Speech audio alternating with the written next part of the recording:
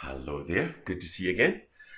Hopefully, you've got a nice day where you are, and well, the last few days it's not been quite so nice here as opposed to what it was previously, where it was like we were having some Spanish holiday.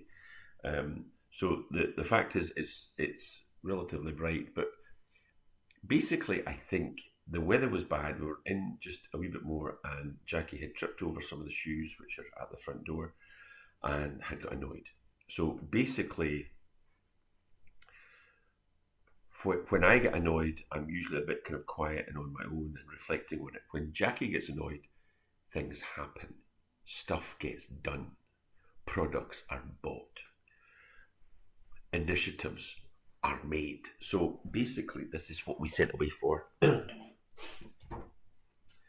This thing here is for the said shoes. So it's basically just, well, it's what you see.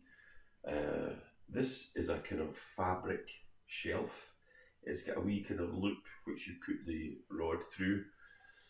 This sounds like a is it QV television channel? I feel as if I'm selling a product here. So this is very nice, very nice. A mere no, I'm not going to tell you the price. Basically, it's the bits are metal, but it's all these wee connections that make the thing actually function, and it's the so the it's black stainless steel, and you slot them in the wee connector things. And the reason why I'm pointing out is simply because it came in such a small box, and you know how you get those things where you see it on some website and you think, oh, that looks good, but it always looks bigger in the picture than it does when it comes back, and you actually sort of make it in your own house, and then the thing isn't quite the way you thought it was going to be. Whereas I got this box and it was really quite small, and I thought this is going to be really rubbish. Um, Whereas when we put it all together, well, as you can see, the individual parts, the components of all the thing are relatively small, but when you put them all together, it actually goes quite high.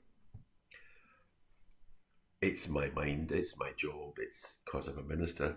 I saw, uh, well, certainly at the moment when I'm trying to come up with ideas for a thought for the day um, every day, appropriately as the name suggests. I did that and I suddenly thought, this is actually a lot taller than I thought it was going to be. And it put me in mind of a passage. This is First Corinthians chapter 3. If you know anything about the church in Corinth, you will know they were they were a bunch of ferrets in a sack. Basically, they didn't go on that well. They were certainly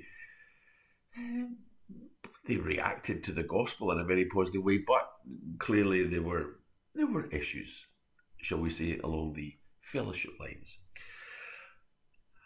But I could not address you as spiritual people, but as people of the flesh, as infants in Christ, just kind of right from the start. I fed you milk, not solid food, for you were not ready for it, and even now you are not ready for it. You are still in the flesh. How to win over people and influence people. For while there is jealousy and strife among you, are you not of the flesh and behaving only in a human way? For when one says, I follow Paul, and another, I follow Apollos, are you not being merely human? What then is Apollos? What is Paul? Servants through whom you have believed, as the Lord assigned to each. I planted, Apollos watered, but God gave the growth. Who have you phoned recently?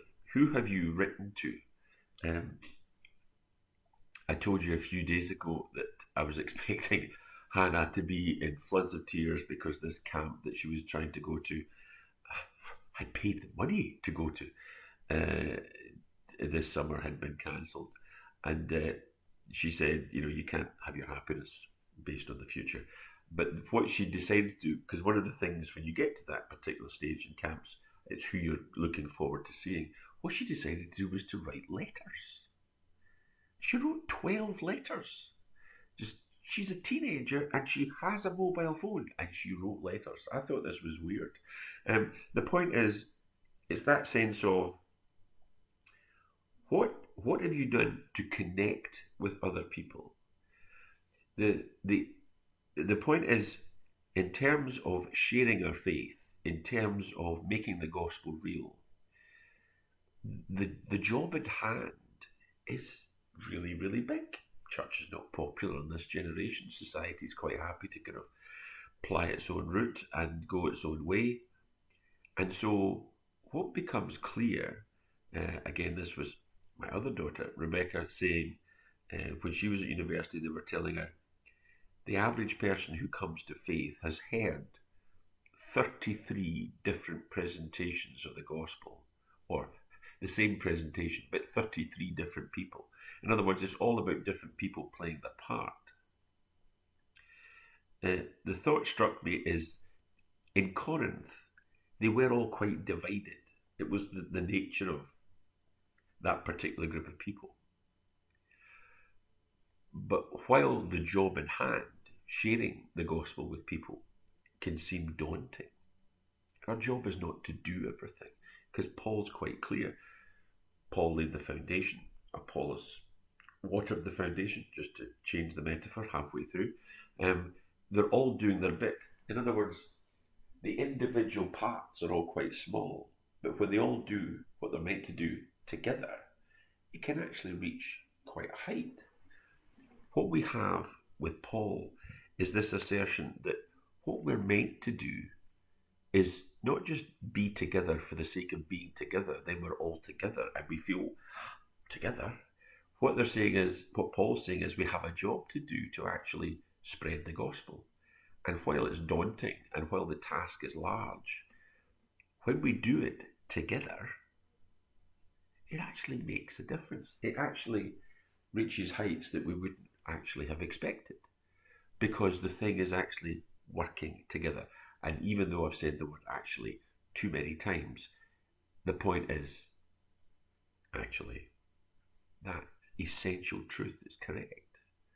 Paul is concerned not just about the disunity. Yes, the disunity is a big issue. And, you know, they had communion in Corinth that wasn't really bringing people together. That is an issue. But what he's saying is the job of actually sharing the gospel, daunting and scary and large that it might be, becomes something that we're actually able to do when we all come together. You can't, at least it's very unlikely, that people suddenly just, look heavenwards, have a bolt of lightning come from the sky and suddenly commit their life to Christ. But as people write the letters, as they make the phone calls, as they do the stuff that even in lockdown we can still do to let people know we care and we remember them and we're praying for them. Those are the things that it becomes a kind of network of connections. It becomes a whole lot of connections that hopefully can reach a whole lot higher than we might imagine. We can't do everything, but individually we can all play our individual component part. That is something which is actually something we should reflect on and think about. Hope you do. Go with God today, because I know He goes with you. See you sometime soon, hopefully.